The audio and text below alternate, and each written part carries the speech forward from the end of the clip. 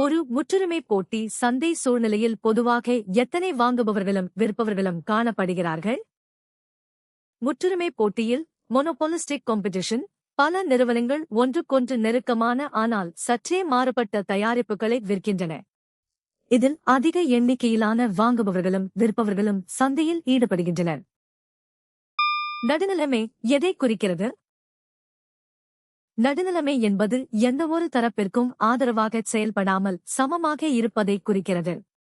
இது நிர்வாகம் மற்றும் நீதித்துறையில் பாரபட்சமின்றி செயல்படுவதற்கான அடிப்படை பண்பாகும். கார் பூலிங் சாலை பாதுகாப்பு மற்றும் செயல்திறனுக்கு எவ்வாறு பங்களிக்கிறது?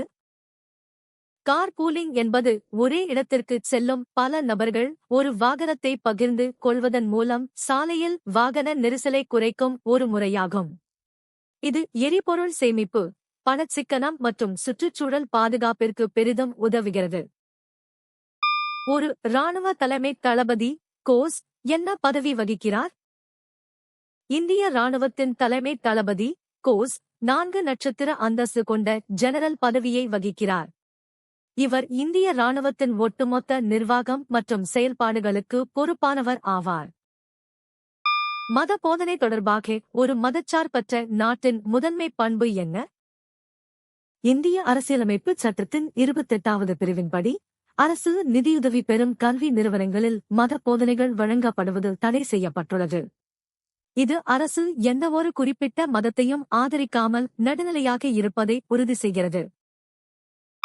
மாநில தேர்தல் ஆணையரை யார் நியமிக்கிறார்?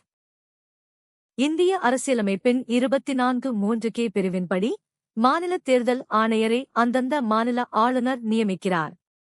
இவர் உள்ளாட்சி அமைப்புகளுக்கான தேர்தல்களை நடத்தும் பொறுப்புடையவர்.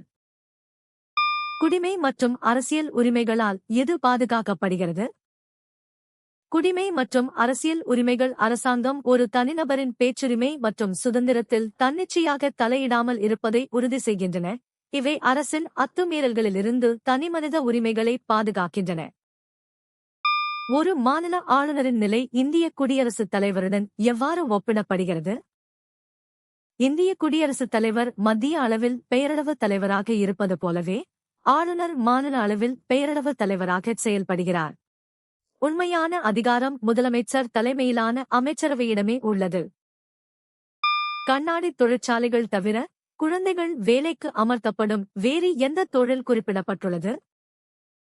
சிவகாசி போன்ற பகுதிகளில் தீப்பெட்டி மற்றும் பட்டாசு தொழிற்சாலைகளில் குழந்தைகள் அதிகளவில் பணியமர்த்தப்படுவது ஒரு முக்கிய சமூக பிரச்சினையாகும்.